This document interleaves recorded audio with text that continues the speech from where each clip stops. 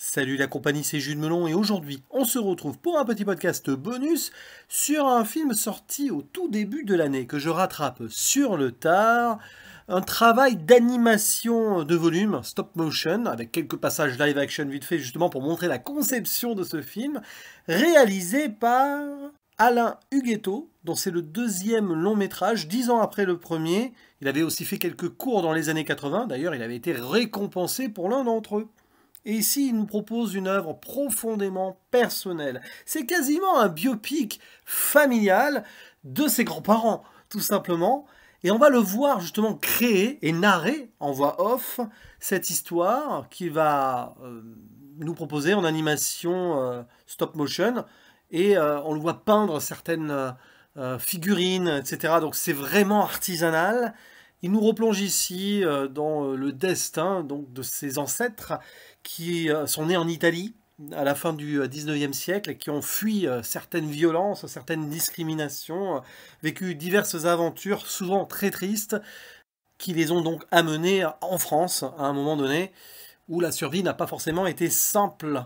Et donc on va voir comment cette famille s'est composée. D'ailleurs la grand-mère est doublée vocalement par Ariane Ascari, de grande actrice marseillaise. Et on a ici des chroniques de vie entre donc 1899, je crois, la Seconde Guerre mondiale et un peu les années 60 pour le final. C'est vraiment quelque chose que je voulais mettre en avant parce que c'est un petit miracle ce film, parce qu'il y a toute l'émotion du monde, il y a ce travail de mémoire, de souvenir parfois incomplet forcément, puisqu'il doit reconstituer des choses par rapport à des écrits, à des témoignages, de témoignages, et donc on est dans une véritable aussi œuvre de fiction, puisqu'il doit romancer certaines choses, tout en étant basé sur des faits réels, historiques aussi, et on voyage comme cela, forcément on ne peut être que touché, je pense, par ce que nous voyons là. On peut y trouver tous les défauts du monde à ce film, si on veut, par exemple, qu'on n'est pas assez centré sur les moments historiques, ça ne développe pas forcément certaines choses, même si elles sont mentionnées, hein, comme le fascisme, comme la discrimination envers les Italiens en France, d'où le titre d'ailleurs, parce que interdit aux chiens et aux Italiens, c'est sur un café français qu'on l'a écrit.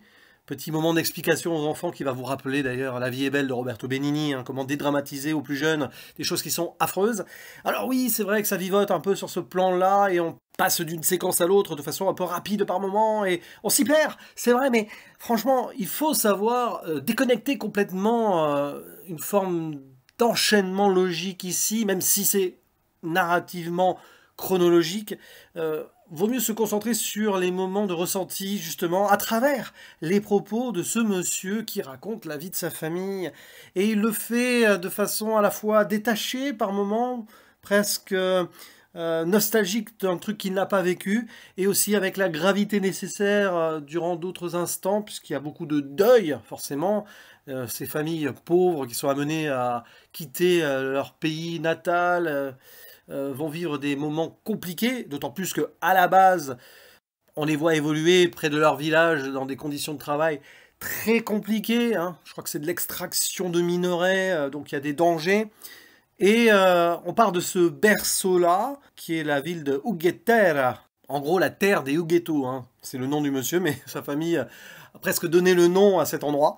Et là-bas, c'est difficile, mais après, évidemment, vu ce qui se passe en Italie à l'époque, la montée du fascisme et d'autres désagréments, ils sont amenés donc à passer par la Suisse, puis la France. Et on assiste donc avec candeur à la survie de ces Huguetto qui vont être balancés à droite à gauche, avec plein d'enfants, et qui vont forcément y perdre des plumes par moment, mais garder cet espoir aussi. Tout n'est pas que sombre ici. À un moment, on les voit s'installer quelque part en France et ils créent leur paradis, possibilité de s'offrir ses premières terres, par exemple. Et puis après, évidemment, il se passe beaucoup de choses. Hein. Je ne vais pas rentrer dans les détails, mais vous imaginez, entre 1899 et les années 40-60, ils vont vivre la Première, puis la Seconde Guerre mondiale. Et forcément, certains ne reviendront pas de tout cela. Mais en même temps, il y a cette idée de transmission, et du coup, on voit comment le père de notre narrateur-réalisateur a pu se faire sa place et faire en sorte que son fils, et peut-être d'autres membres de la famille, je ne sais pas s'il est fils unique, puissent vivre leurs rêves plus tard, alors qu'à la base, quand même, quand ils arrivent en France, le grand-père, par exemple, on lui donne le métier de maçon. pas le choix parce que la France avait besoin de reconstruction à l'époque et accueillait l'immigration avec envie, avec ouverture, parce qu'ils en avaient besoin, hein. Et quand on pense à ce qui peut y avoir comme discours anti-immigration de nos jours, c'est intéressant de rappeler certaines choses quand même sur le plan de la construction de notre pays et comment on fait évoluer les choses. Voilà, je pense que c'est nécessaire. Je ne vais pas en dire plus, hein, je ne vais pas m'étaler dans des discours politiques, mais j'en pense pas moins. Donc c'est un film qui marque, c'est pour ça que je voulais le mettre ici en lumière, avec une très belle technique stop motion qu'on a déjà vue et revue, mais je trouve que les petites figurines comme cela, les dessins sont très bien effectués, avec cette précision pourtant dans certains moments où il y a des souvenirs lacunaires, où il doit reconstituer. Et moi, je trouve ça très intelligent, justement, de partir sur des choses qui sont familiales, donc réelles, sur ses racines, et de créer des petits trucs comme cela, parfois fantasmer certaines choses, sûrement, et y donner une couleur plus légère au moment où il le faut, et renforcer les moments tristes, à bon escient. Donc c'est ça qui est intéressant dans ce film, au-delà de l'aspect artisanal que j'ai trouvé vraiment réussi, c'est cette gestion. C'est ni trop dramatique, ni non plus versé dans un second degré pour adoucir les choses de trop. C'est vrai que c'est un peu didactique fatalement, et que peut-être pédagogiquement ça aurait été intéressant de renforcer un peu plus certaines parties historiques, mais c'est le choix d'Alain Huguetto qui a décidé vraiment de faire ce film pour lui et les siens, et donc ses grands-parents, hein, en souvenir, mais en le partageant avec nous. C'est vraiment un acte magnifique de cinéma, je trouve.